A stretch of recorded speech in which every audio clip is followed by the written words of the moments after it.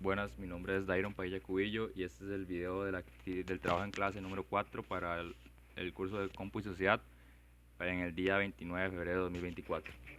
En este video vamos a tocar los temas de requisitos legales para poder patentar un algoritmo. Entonces hablaremos primeramente sobre requisitos, sobre la elaboración de los derechos de autor y cómo se pueden traspasar estos derechos de autor. Entonces, comenzando, en Costa Rica en realidad no se pueden patentar un algoritmo como tal, sin embargo hay otros medios que lograríamos el mismo fin. Esto se podría lograr mediante los derechos de autor, que tenían como requisitos, costos y gastos asociados, pero son sumamente baratos. Ahorita voy a tocar el tema del precio. Lo otro que hay que tener en cuenta es que la ley del sistema costarricense, existe una ley sobre los derechos de autor, que es la ley sobre derechos de autor y derechos conexos, que es la ley 683, que está elevada por la Asamblea Legislativa del país. Y voy a ir empezando para poder entender cómo es que se protegen estos derechos bajo esta ley y cómo funciona esta ley. Primero, esta ley dice que las producciones intelectuales originales confieren a sus autores los derechos conferidos en esa ley. Entonces, por ejemplo, para una obra artística, literaria, estamos entendiendo los campos de literarios y científicos artísticos, que ya sea cual sea su forma de expresión, pueden ser libros, cartas, folletos, las cartas son muy importantes en esta ley, o cualquier forma de texto, perdón. Y bajo esta misma ley es que se dice que se pueden proteger los algoritmos o los códigos, los códigos de cómputo, los programas de cómputo en general. Entonces, si quisiéramos hacer, aunque esto es medio raro porque bajo la misma ley que se puede proteger un poema, es la misma ley en la que se protegen los algoritmos o los códigos, digamos. En este caso, si quisiéramos patentar este carrito de compras en Costa Rica, estaríamos usando la misma ley que se usa para poder tener derechos de autor sobre un poema.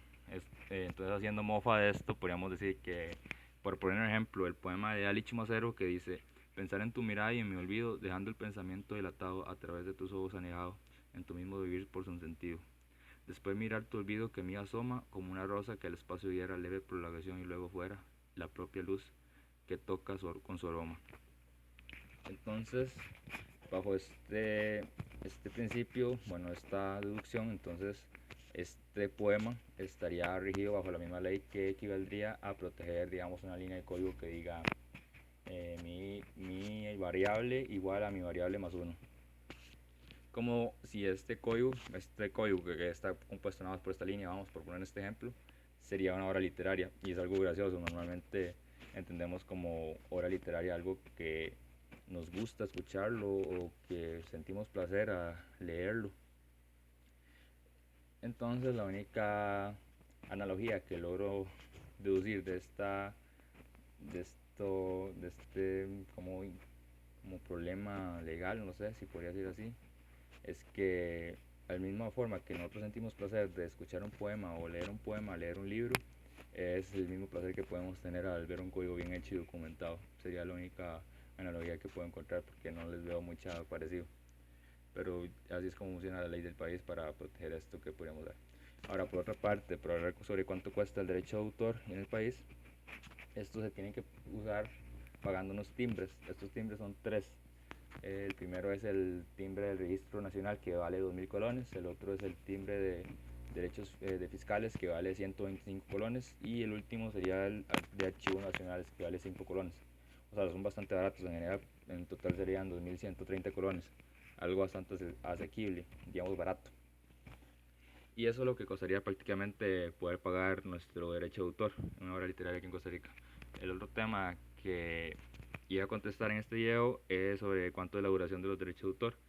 Y entonces en Costa Rica, en los artículos de la Constitución de Costa Rica, se dice que los derechos de autor duran todo lo que, desde que yo lo tengo hasta que yo me muera, hasta desde el día que yo lo pago, lo pongo en la ley, hasta el día que yo me muera, 70 años después de que yo me muera, todavía estaría rigiendo, o sea, un tiempo más que suficiente. Y la última pregunta, tema que iba a pasar, es cómo se pueden traspasar los derechos de autor. Entonces hay dos tipos de derechos de autor. Los morales los primeros, y los otros eran los derechos patrimoniales. La diferencia entre estos dos es que los derechos morales son intrínsecos a la persona, son de míos o de la persona que los posea. Por ejemplo, el ejemplo que puse anteriormente del poema de Ali Chumacero, el de Pensar en tu mirada y en tu olvido, es el poema de Ali Chumacero y es de él y nadie se lo puede quitar. No hay forma que alguien se lo quite, él es el dueño y punto. En cambio, en los derechos patrimoniales pueden ser varios autores sobre una misma obra, o puede ser una empresa de autores que sean dueños de una obra, y o puede ser solamente uno también de un derecho patrimonial, de un autor de un derecho patrimonial, sobre derecho patrimonial de una empresa. Y estos también pueden ser traspasados bajo un contrato. Por ejemplo, si yo quiero vender mi obra a una empresa, puedo hacerlo bajo un contrato si es de derecho patrimonial. Y estos derechos patrimoniales, al tener varios autores, tienen, por ejemplo, si son 5 autores sobre una misma obra y uno de estos lamentablemente fallece, entonces los derechos se transfieren a los últimos 4 que están quedando. Entonces se vuelven como más importantes, adquieren más valor para los últimos 4 y se van traspasando y traspasando hasta que solo queda el último, hasta que muere ese último, y 70 años desde la muerte del último autor que murió se contaría. Y esto sería todo del video. Muchas gracias.